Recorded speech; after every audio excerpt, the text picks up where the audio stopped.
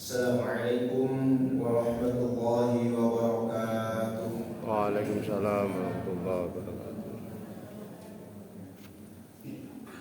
Alhamdulillah, alhamdulillahilladzi anzala al-Qur'ana hudan lin-nas wa bayyinatin al-huda wal furqan.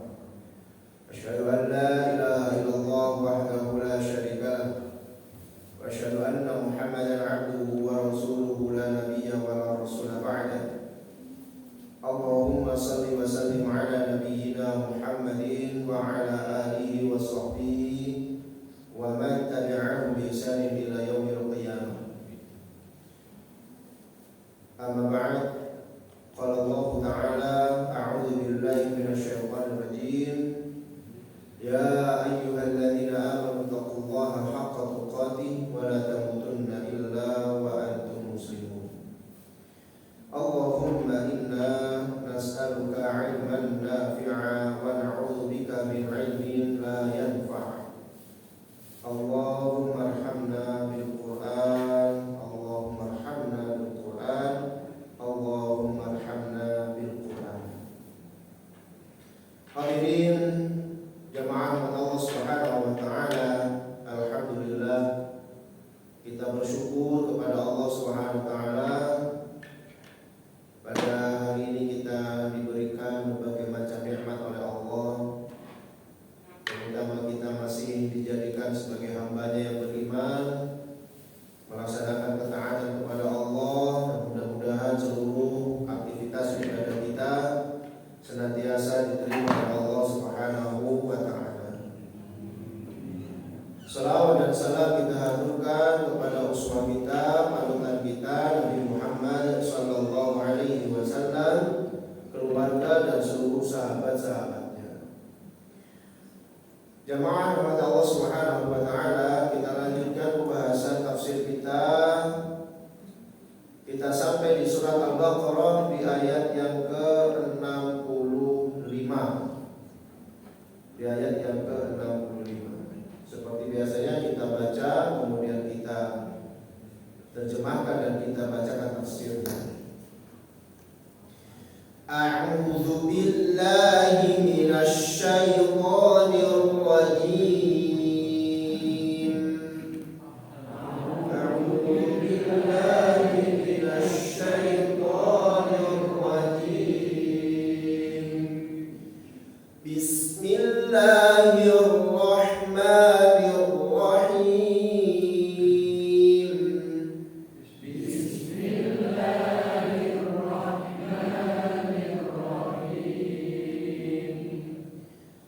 وَلَقَدْ عَلِمْتُمُ الَّذِينَ اعْتَدَوْا مِنكُمْ فِي السَّبْتِ فَقُلْنَا لَهُمْ كُونُوا قِرَدَةً خَاسِئِينَ.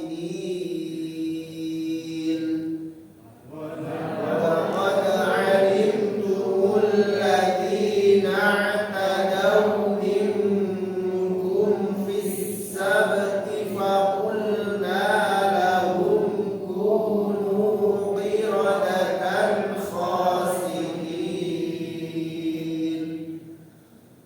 فَجَعَلْنَاهَا نَكَالًا لِمَا بَيْنَ يَدَيْهَا وَمَا خَلْفَهَا.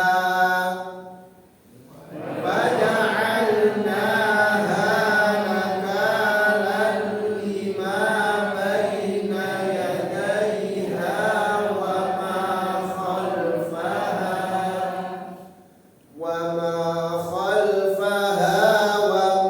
وَمَوْعِظَةً لِلْمُتَّقِينَ.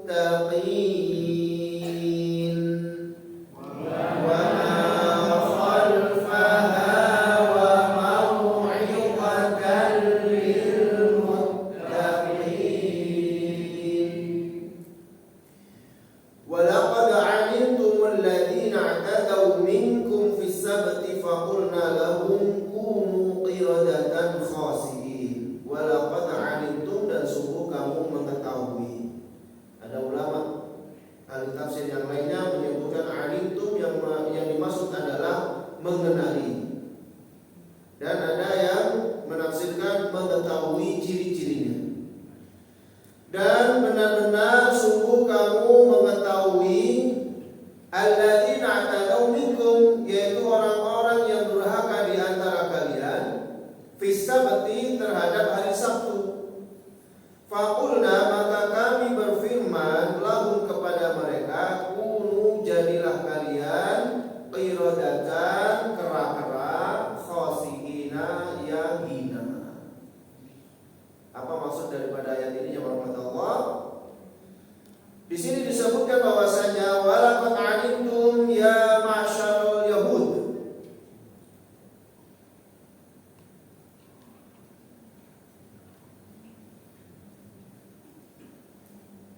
Walaqad alimtum ya ma'syarul yahud ma halla minal ba'si bi aslafikum min ahli al-qaryati allati asat amrullah. Dan sungguh kamu telah mengetahui, wahai bangsa Yahudi, apa yang telah menimpa kepada nenek moyang kalian zaman dahulu. Ya, apa yang menimpa nenek moyang kalian zaman dahulu. Min ahlil qaryati, dari penduduk sebuah desa, allati asat amrullah, yang mereka itu bermaksiat, mengingkari terhadap perintah Allah Subhanahu wa ta'ala. Fima akhadahu alaihim min ta'dhimi sabti, ketika mereka itu mengambil perjanjian bahwasanya mereka akan memuliakan hari Sabtu. Jadi jamaah Allah Subhanahu wa ta'ala, sebagaimana umatnya Nabi Muhammad SAW, umatnya Nabi Musa ini juga memiliki waktu yang istimewa, waktu yang dimuliakan, yaitu hari Sabtu. Bagi mereka hari Sabtu, bagi kita hari Jumat. Tetapi sebenarnya sebagaimana yang disampaikan oleh Al-Imam Al-Qurtubi di dalam tafsir beliau menerangkan bahwasanya sebenarnya seluruh nabi itu menganjurkan kepada umatnya untuk memuliakan hari Jumat. Pada dasarnya, pada awalnya, begitu pula yang dilakukan oleh Nabi Musa alaihissalam. Sebenarnya Nabi Musa juga memerintahkan kepada bangsa Yahudi agar mereka itu memuliakan hari Jumat. Hanya saja kemudian mereka menolak apa yang disampaikan oleh Nabi Musa alaihissalam. Kenapa mereka menolaknya? Karena mereka memiliki pemahaman tersendiri terkait dengan hari Sabtu. Jadi mereka menganggap, ya rahmat Allah, bahwasanya alam semesta ini diciptakan oleh Allah dalam 6 hari menurut mereka. Ya, menurut mereka adalah 6 hari. Sehingga dari 6 hari itu kan dimulai dari hari Ahad, ya. Ahad, jadi hari pertama itu hari Ahad Mas sebenarnya. Kalau di negeri kita ini hari pertamanya Senin, ya. Senin itu sebenarnya dari kata Itsnain, 2, ya. Ahad, Senin, Selasa, Rabu, Kamis, Jumat. Hari Sabtunya itu hari istirahat. Makanya Sabtu itu artinya tenang, damai, ya. Kalau di dalam Al-Quran itu waja'alna naumakum subata. Nah itu satu kata, satu akar kata dari sabata tadi itu, yaitu sabtu artinya tenang, dan kami jadikan malammu itu sebagai tidur yang tenang. Nah gitu. Nah, karena hari Ahad sampai hari Senin itu adalah masa di mana Allah menciptakan alam semesta, sehingga kemudian hari Sabtunya adalah hari istirahat. Maka mereka memilih hari Sabtu itu. Ya, alasannya seperti itu. Karena hari Sabtu itu adalah hari istirahat, hari libur. Nah, maka mereka memilih hari itu. Kemudian ketika mereka memilih hari Ahad sebagai hari yang perlu dimuliakan oleh mereka, maka Allah Subhanahu wa taala mengabulkan, ya, mengabulkan keinginan mereka untuk memuliakan hari Sabtu, di mana kemudian oleh Allah Subhanahu wa taala betul-betul dijadikan, ya, untuk mereka itu hari libur. Perjanjiannya seperti itu, karena mereka memilih hari Sabtu karena hari Sabtu itu alasan mereka adalah baru di hari ke-7 adalah Allah libur. Menurut mereka ya. Nah, kemudian mereka ambil itu lah. Maka hari Sabtu itu ditetapkan menjadi hari istimewa bagi orang-orang Yahudi, tapi dengan syarat mereka tidak boleh bekerja, mereka tidak boleh memancing, mereka tidak boleh berburu, ya. Pokoknya hari istirahat bagi mereka, tidak boleh ada aktivitas pekerjaan di dalamnya. Nah, ini perjanjian mereka dengan Nabi Musa. Mereka dibiarkan gak apa-apa sudah memilih hari Sabtu. Begitu pula nanti Nabi Isa alaihissalam. Nabi Isa itu memerintahkan kepada umatnya untuk memuliakan hari Jumat.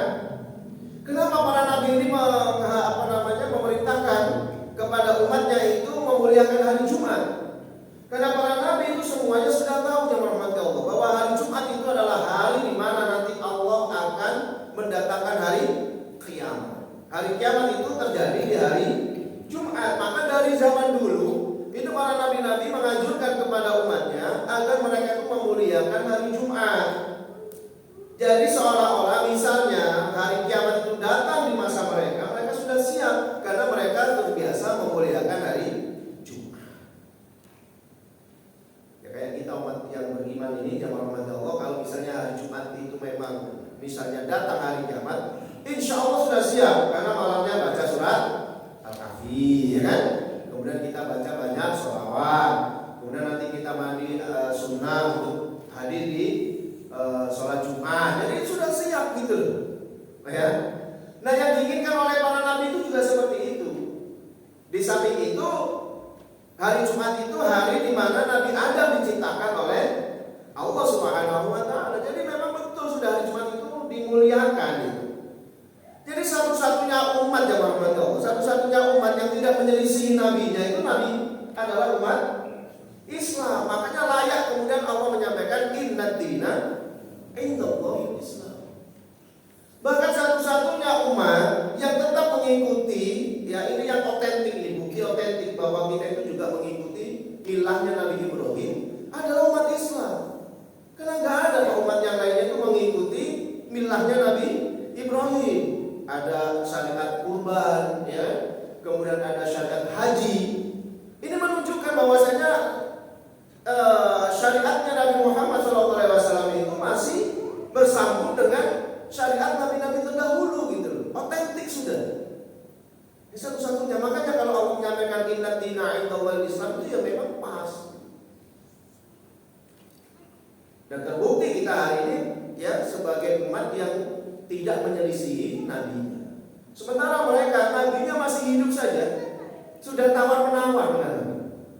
Ya, kamu silakan muliakan hari Jumat. Ditawar, jangan hari Jumat, hari Sabtu aja.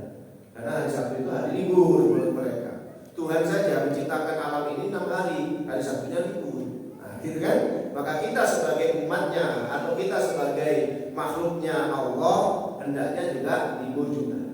Ini pilihan mereka. Luar biasa memang. Begitu pula dengan umatnya Nabi Isa alaihissalam. Umatnya Nabi Isa alaihissalam juga seperti itu. Ketika diperintahkan untuk memuliakan hari Jumat, apa kata mereka? Kita memuliakan hari Ahad saja. Bukankah hari Ahad itu hari yang pertama? Dan Allah itu juga Maha Ahad. Ada saja alasannya. Ada saja alasannya.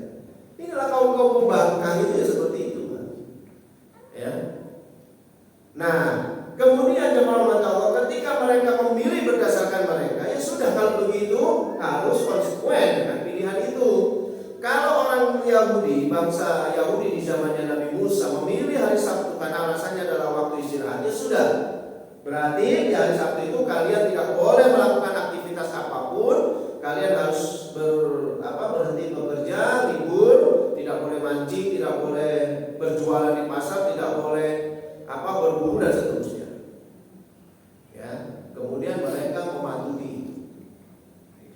Tetapi kemudian apa yang terjadi? Faqalu listiyari samaki fi yaumis sabti bi wad'i shibabi wa hafril baraqi. Tetapi kemudian mereka mencari celah.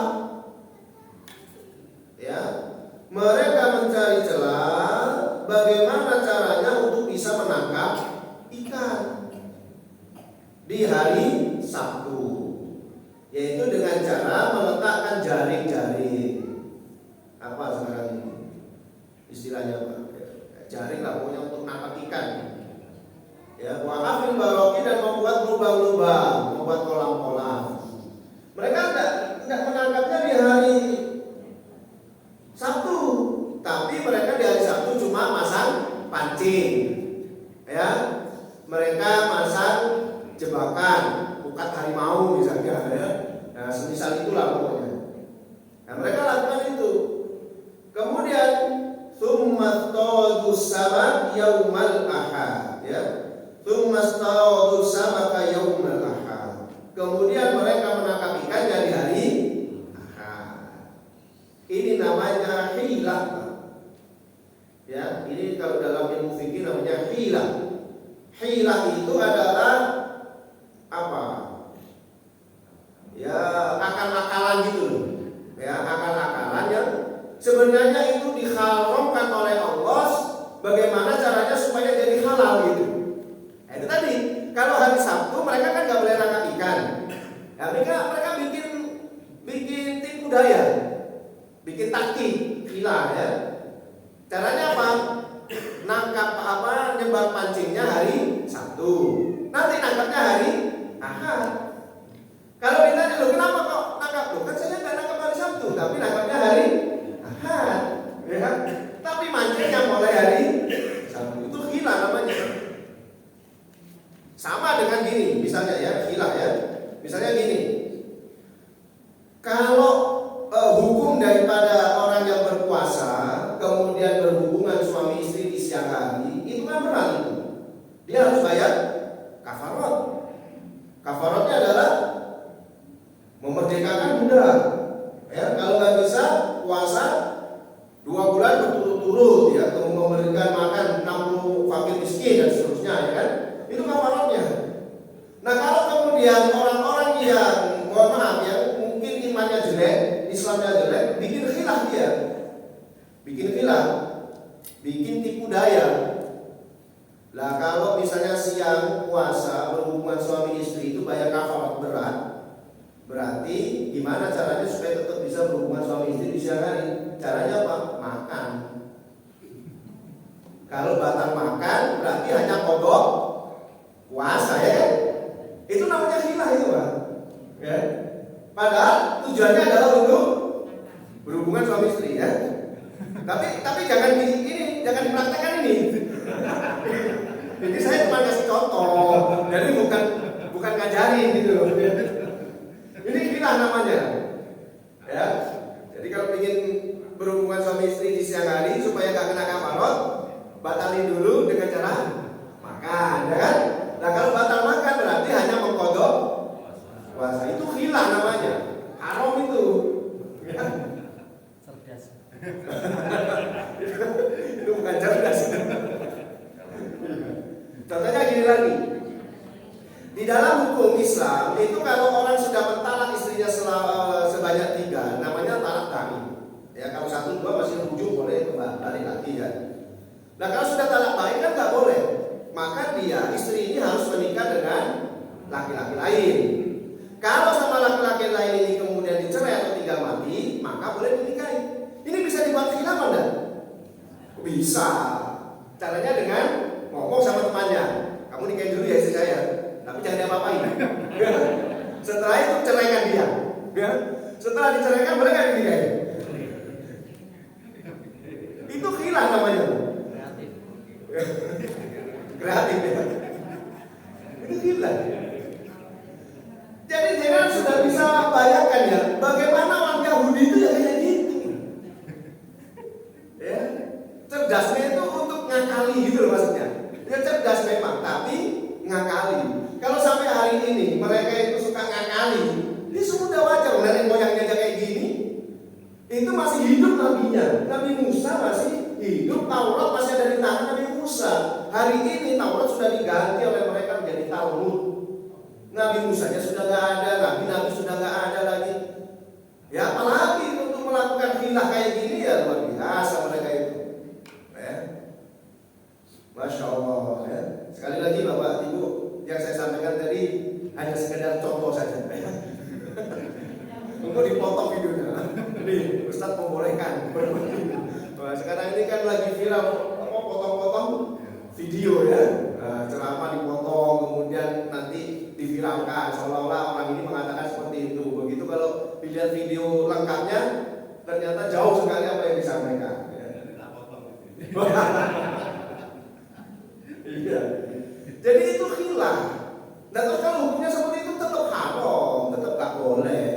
Ya tetap gak boleh. Jadi kalau ada orang tadi ya menceraikan istrinya, talak bain, kemudian dia pura-pura saja sebenarnya itu menyuruh temannya, kamu nanti nikahi istri saya, nanti tapi jangan dia apakan, kemudian ceraikan supaya saya bisa menikahi. Tetap haram hukumnya. Ya. Sama dengan ketika orang itu berpuasa tadi, yang tujuannya dia ingin berhubungan suami istri, tapi khilaf dia dengan cara makan, ya, supaya dia tidak membayar kafarot, tapi hanya mengqadha saja, tetap dia harus membayar kafarot. Karena tujuan dia makan membatalkan puasa itu sebenarnya adalah untuk berhubungan suami istri. Jadi innamal a'malu binniyat. Ya, secara hukum fikih tetap gitu. Ya, tapi ya gitu. Ya sama dengan orang yang sudah terkena wajib zakat, bisa saja menggunakan khilaf. Ya, misalnya dia punya uang di bank misalnya seharga dengan emas 85 gram, ya, tersimpan nih uang ini deposito misalnya. Kurang lebih berapa itu kalau 85 gram? Katakanlah 1 gramnya harganya 1 juta lah gampangnya. Berarti punya uang 85 juta. Kan ini kalau dalam 1 tahun, 1 haul kan sudah masuk nisab ini. Maka harus bayar zakat 2,5%. Nah, kurang 1 tahun kurang 1 bulan, kurang 1 bulan nih, diambil uangnya, dibuat belanja. Berarti kan gak kena zakat. Khilaf itu namanya. Ya. Wah, ini kurang 1 tahun, dia sudah kurang 1 bulan ini. Atau jangan kan kurang 1 bulan, 1 minggu misalnya. Hitungannya kurang 1 minggu harus bayar zakat. Supaya nggak bayar zakat gimana caranya? Uangnya diambil, ya, bahkan belanja lah, apalah. Akhirnya tidak sampai 1 haul, karena tidak 1 haul berarti tidak wajib zakat. Khilaf itu tapi dicatat di sisi Allah tetap berdosa. Makanya ada rahmat Allah, walaupun orang Yahudi itu mengatakan mereka membuat jaring-jaringnya, ya, itu di hari Sabtu, tapi ngambilnya di hari Ahad, tetap aja itu haram, ya, itu haram, tetap saja nggak boleh. Makanya kemudian oleh Allah Subhanahu Wa Taala mereka ini, ya, khilatan ilal muharram, mereka membuat khilaf tipu daya kepada sesuatu yang haram supaya tujuannya menurut mereka jadi halal gitu. Padahal enggak, dia tetap haram. Falamma fa'alu dzalika, maka ketika mereka melakukan seperti itu, masahumullahu qiradatan manbudin, maka Allah merubah mereka menjadi kera yang hina. Jadi ceritanya gini ya Muhammad. Di satu kampung itu daerah antara Tursina, ya, daerah Madian namanya. Ya. Di daerah Madian itu ada satu kaum dari umatnya Nabi Musa. Mereka itu dilarang oleh Nabi Musa, ya, karena berdasarkan pilihan mereka di hari Sabtu, mereka dilarang yang tadi itu, ya, tidak boleh berburu, tidak boleh manakatkan dan seterusnya. Kemudian oleh Allah diujinya gimana? Nanti di dalam surat Al-A'raf ada di 193. Diuji oleh Allah Subhanahu Wa Taala kalau hari Sabtu ikannya banyak, mengapung di permukaan. Hari Sabtu itu mengapung di permukaan. Nanti kalau sudah hari Sabtunya hilang, ikan itu tidak ada. Ini ujian ini, ya, diuji oleh Allah Subhanahu Wa Taala. Sehingga orang-orang ini membuat khilaf tadi itu tipu daya. Oh, kalau gitu kita pasang saja, ya, jaring-jaringnya di hari Sabtu, nanti ngambilnya di hari Jumat. Ada satu orang yang melakukan seperti itu. Ketika satu orang ini melakukan seperti itu, ya, berhasil menangkap, ternyata azab tidak turun. Ternyata nggak apa-apa. Ya. Besoknya diulangi lagi, maksudnya Sabtu depannya diulangi lagi. Ternyata dia tangkap lagi di hari Ahad, seperti apa yang dilakukannya. Ternyata juga tidak turun azab. Wah, berarti tidak apa-apa berarti. Melakukan penangkapannya di hari Ahad, tapi mancingnya di hari Sabtu. Oh, ternyata tidak apa-apa. Khilaf seperti ini tidak apa-apa. Akhirnya dia sampaikanlah kepada masyarakat. Gini caranya kalau ingin nangkap ikan, ya. Mulailah banyak masyarakat di situ dia menangkap ikannya niru orang ini. Sampai di pasar itu ramai, sehingga banyak orang yang nangkap. Nah, di antara orang-orang ini masih ada orang-orang yang bertakwa kepada Allah, sehingga kemudian mereka itu mengingatkan kepada orang ini, celaka kamu. Ya, apa yang kamu lakukan ini adalah bertentangan dengan janji kita kepada Nabi Musa. Tapi orang-orang yang menangkap ikan ini tadi kemudian mengatakan, buktinya tidak apa-apa, tidak turun azab. Kalau kita ini tidak boleh, berarti akan turun azab itu. Ya. Nah, akhirnya orang-orang yang bertakwa ini memisahkan diri dengan orang-orang yang berbuat pelanggaran tadi itu. Dibuatkan satu tembok tinggi oleh mereka supaya memisahkan antara orang yang bertakwa dengan orang yang melanggar perjanjian itu tadi. Nah, ketika malam hari jamaah rahmat Allah, mereka ini penasaran, ya, orang-orang yang bertakwa ini penasaran. Kenapa kok sepi sekali kampung sebelah ini? Biasanya ramai sekali, tapi ini kenapa kok sepi? Hari Sabtu pun jadi sepi. Nah, akhirnya karena mereka ini penasaran, dilihatnya, ya, dipanjatkan tembok itu, sebagaimana yang disebutkan nanti oleh Ibnu Abbas di dalam tafsir Al-Qurtubi. Dipanjatkan tembok itu kemudian dilihat, ternyata mereka sudah berubah menjadi kerang. Dan orang-orang ini mengetahui dari mata-mata mereka, ya. Kemudian yang perempuan juga menjadi kera dan seterusnya. Bahkan kalau dalam surat Al-A'raf itu disebutkan yang muda menjadi kera sementara yang tua-tua menjadi babi. Mereka dikutuk oleh Allah Subhanahu wa taala seperti itu. Namun sebagian mufassir yang lainnya seperti yang disebutkan oleh Syekh Muhammad Zuhairi di dalam kitab Tafsir Al-Munir, ada yang menafsirkan bahwasanya itu makna kiasan saja. Jadi Allah tidak betul-betul merubah wujud bentuknya, tetapi hati mereka kemudian dijadikan seperti kerang, ya, yang mereka itu selalu berbuat maksiat. Tetapi jamaah Allah, jumhur ulama ahli tafsir mengatakan Allah betul-betul mengubah mereka menjadi kerang, sehingga kemudian mereka diberikan waktu 3 hari saja, setelah itu di bumi hangus, dibinasakan oleh Allah. Sehingga kera-kera ini, ya, mereka tidak makan, tidak minum, dan juga tidak berketurunan. Nah, mungkin ini hanya sekedar pendapat pribadi saja. Mungkin yang ditemukan oleh para ilmuwan terkait dengan manusia kera, ya kan, Pithecanthropus, terus apa lagi, Meganthropus, ya, mungkin itu adalah kaum Yahudi yang dirubah wujudnya oleh Allah Subhanahu wa taala sebagai kera. Karena di sini disebutkan qiradatan khasiin, kera yang hina. Jadi bukan betul-betul jadi kera, bisa jadi separuh manusia, separuh kera. Ya. Kalau di dalam tafsir memang hanya disebutkan bahwa mereka itu berubah menjadi kera yang hina. Tapi boleh jadi keranya itu karena ini awalnya adalah manusia, tidak sepenuhnya wujud kera, bisa jadi dia ya manusia kera seperti itu. Sehingga yang ditemukan oleh arkeolog dulu itu katanya manusia dulu adalah awalnya kera, manusia kera, ya, orang zaman purbakala itu mungkin ya, bukan berarti pasti ini, mungkin yang ditemukan mereka itu ya tengkoraknya orang-orang Yahudi yang pelanggar ini, sehingga ketika disusun kembali seperti kera. Ya. Nah, itu yang orang itu adalah hukuman bagi orang-orang Yahudi pada saat itu. Mereka mengingkari. Jadi mereka menginginkan sendiri, mereka mengingkari sendiri. Ya.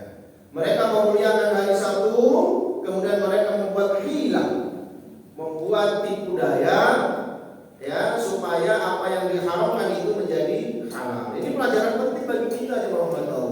Jangan sampai kita melakukan hal-hal yang demikian itu. Karena yang namanya fikih itu rawan Pak untuk dikhilaf. Yang namanya fikih itu rawan untuk dibuat khilaf, ya. Untuk dibuat tipu dayanya itu ya rawan sekali kayak tadi itu. Perceraian bisa dibuat khilaf, tapi itu haram. Tapi kalau yang menyampaikan, mohon maaf, yang bertanya itu orang awam, kemudian yang menyampaikan adalah orang berilmu, kemudian orang berilmunya menggunakan khilaf, kira-kira diterima apa enggak sama orang awam? Diterima.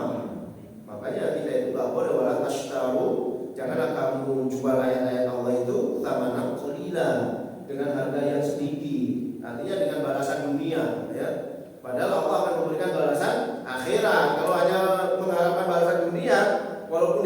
seisinya tetap samanan qalilah itu harga yang sedikit. Tapi banyak orang-orang yang seperti itu, ya khilaf itu tadi. Yang tadinya haram, ya begitu dikasih apa uang atau jabatan jadi halal, ya. Itu khilaf itu. Nanti dicarikan khilafnya, ya dicarikan supaya nanti bisa jadi hukumnya halal. Ini bahaya, ya. Nah, itu banyak sekarang itu banyak ya orang-orang yang demikian itu banyak, maka kita harus hati-hati. Nah, kalau dulu orang sudah jelas ya, semua bentuk kesyirikan itu betul-betul syirik. Hari ini dicari khilafnya, enggak itu kan budaya, ya. Kemudian misalnya pawang hujan, orang tahu itu kan memang perbuatan kesyirikan, ya. Tapi kemudian dicarikan khilafnya. Kemarin yang masalah Homer ya, atas nama Muhammad dan Maria. Ada juga yang mempelajari khilafnya itu tadi di budayanya. Ya, itu kan nggak sebenarnya nama Muhammad, itu hanya nama ya orang yang bernama Muhammad, tapi bukan Nabi Muhammad. Jadi ada saja, khilaf itu pasti ada saja. Ya itu sudah diwariskan oleh Bani Israil. Makanya orang-orang kayak gini, ya sebenarnya nyerekel gini.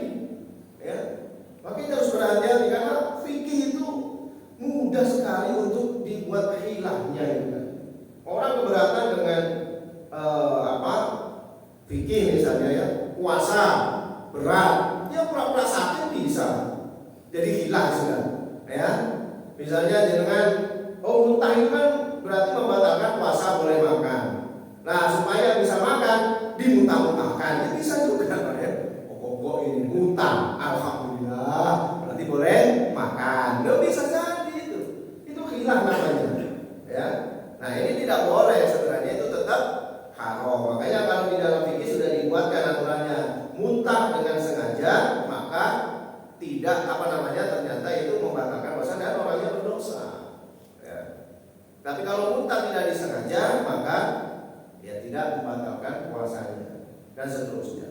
Jadi ini mesti harus berhati-hati jemaah. Falamma fa'alu dzalika, ketika mereka melakukan yang demikian itu, masafahumullahu qiradatan manbudzina. Kemudian Allah merubah mereka menjadi kera yang hina, ya, sebagai balasan bagi mereka. Kemudian faja'alnaha nakalan lima baina yadayha wa ma khalfaha. Yang demikian itu dijadikan oleh Allah Subhanahu wa taala sebagai nakalan. Nakalan ini ada yang menafsirkan ya maksudnya adalah hukuman, menjadi hukuman, ya. Ada yang menafsirkan ini menjadi pelajaran. Yang demikian itu kami jadikan pelajaran bagi orang-orang yang semasa dengan mereka, wa ma khalfaha, dan orang-orang setelah mereka. Wa mau'izatan lil muttaqin, dan menjadi mau'izah, pelajaran terbaik bagi orang-orang yang bertakwa. Faja'alna hadhil qaryah ibratul liman bi hadratiha minal qura. Kami jadikan ya kampung itu tadi, desa itu tadi menjadi ibrah, menjadi pelajaran bagi siapa yang hadir di kampung itu tadi. Kan kampung itu tadi terpecah menjadi dua. Ada yang melakukan pelanggaran, ada yang tetap menasehati orang bertakwa. Sehingga itu menjadi pelajaran bagi orang-orang yang memisahkan dirinya. Itu loh, kalau mau melanggar syariat Allah, membuat khilaf, seperti itu akhirnya dihukum oleh Allah Subhanahu wa taala menjadi qiradatan khasiin, menjadi kera yang hina. Ya. Juga tidak hanya pada saat mereka masih hidup saja, yabaluhum khabaru wa mahalla biha, yang sampai kepada mereka kabar, ya, berita tentang kejadian itu, ya, dan apa yang terjadi pada saat itu. Wa ibaratun liman ya'malu ba'daha mithla tilka dzunub, dan menjadi pelajaran bagi orang-orang yang melakukan perbuatan seperti itu, ya, dari dosa yang sama. Jadi itu jadi pelajaran. Artinya ini dalam tafsir yang lain disebutkan bahwasanya ini menjadi pelajaran. Kalau orang-orang yang membuat khilaf-khilaf seperti itu, membuat tipu daya seperti itu, yang tadinya haram kemudian berusaha untuk dihalal-halalkan, memang Allah tidak akan merubah dia menjadi kera lagi seperti yang pernah Allah lakukan di zamannya Nabi Musa tadi itu. Allah tidak akan merubah itu, tetapi Allah akan menjadikan hati orang-orang itu seperti kera. Kalau seperti kera itu merawut kemana-kemana ya, tidak ada keimanan, rakus terhadap dunia. Coba kita lihat orang-orang yang demikian itu, dia rakus terhadap dunia. Dia tidak memikirkan mana yang halal, mana yang haram. Wong yang jelas-jelas haram dia tahu saja, itu bisa dibuat khilafnya menjadi sesuatu yang seolah-olah halal padahal tetap haram. Tapi itu bisa seolah-olah halal. Ya. Nah, itu kemudian menjadi pelajaran bagi mereka. Kalau mereka melakukan dosa sebagaimana yang dilakukan oleh orang-orang Bani Israil, walaupun mereka tidak akan dirubah bentuknya menjadi kirodatan tadi, tidak menjadi kera lagi, tetapi Allah akan menghukum mereka dengan hati mereka itu menjadi seperti kera yang tidak pernah puas, yang dia ingin mengambil milik orang lain, dia geraya kemana-mana, ya, haus akan dunia akhirnya, sehingga dia tidak memperhatikan lagi mana yang halal, mana yang baik. Menjadi pelajaran bagi orang-orang yang hidup di zaman itu dan orang-orang yang hidup setelahnya. Bahkan disebutkan oleh Allah Subhanahu wa taala secara khusus wa mau'izatan lil muttaqin. Ya, beda tadi. Kalau orang-orang yang sezaman dan setelahnya dari bangsa Yahudi disebutkan oleh Allah dengan kalimat nakalan, ya. Tapi kalau untuk orang bertakwa wa mau'izatan. Mau'izah itu berarti apa? Ya, pelajaran yang baik. Pelajaran yang baik bagi orang yang soleh, karena orang soleh tidak akan mungkin, gitu seolah-olah, karena orang yang bertakwa tidak akan mungkin melakukan khilaf seperti itu. Tidak ada mungkin melakukan sesuatu yang sudah awalnya diharamkan oleh Allah diubah supaya menjadi seolah-olah halal. Itu nggak mungkin. Makanya di sini ya disebutkan wa ja'alnaha tadhkiratan lis-sholihin, dan kami jadikan kejadian itu menjadi tadhkirah, pengingat, peringatan bagi orang-orang yang sholihin. Liya'lamu annahu 'alal haq, supaya mereka mengetahui bahwasanya orang-orang yang sholih, orang-orang muttaqin itu 'alal haq, berada di dalam kebenaran. Ya. Jadi bedanya itu tadi, kalau yang orang-orang sezaman dan setelahnya dari bangsa Yahudi menggunakan kalimat nakalan lima baina yadayhi, ya.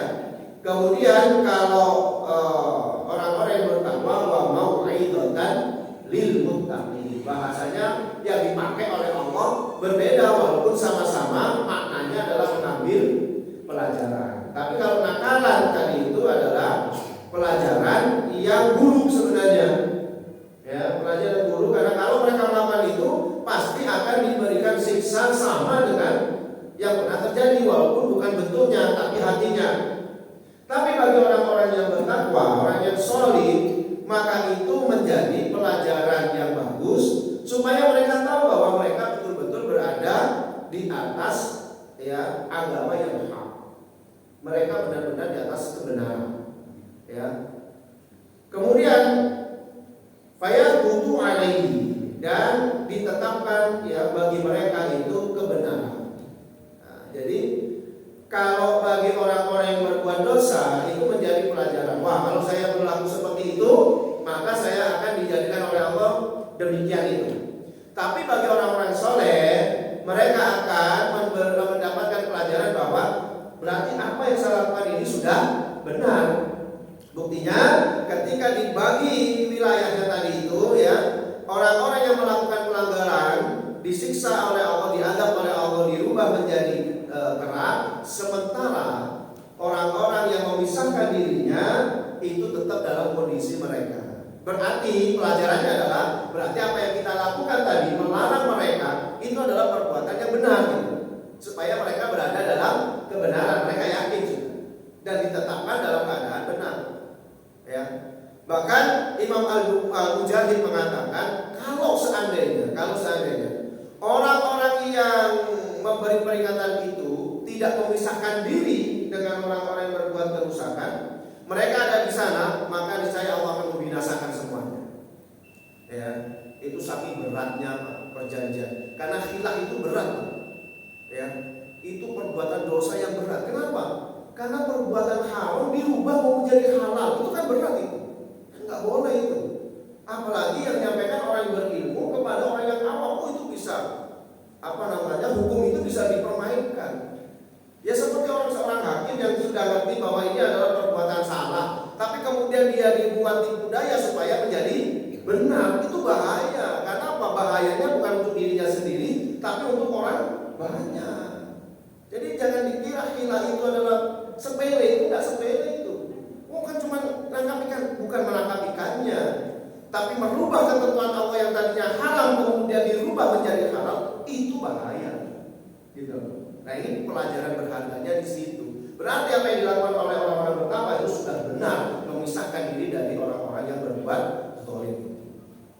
Demikian ya rahmat Allah Subhanahu wa taala bisa kita pelajari ya di dalam surat Al-Baqarah ayat 65 dan 66 ini. Mudah-mudahan kita dapat pelajaran di dalamnya dan senantiasa kita berdoa kepada Allah semoga kita senantiasa dijaga oleh Allah Subhanahu wa taala keimanan kita, dijauhkan dari fitnah akhir zaman ya, keluarga kita juga dijaga oleh Allah Subhanahu wa taala, diampuni dosa-dosa kita semuanya, amal-amal kita diterima oleh Allah dan kita berdoa mudah-mudahan Allah mengumpulkan kita kembali di dalam surganya. Amin ya rabbal alamin. Subhanallah.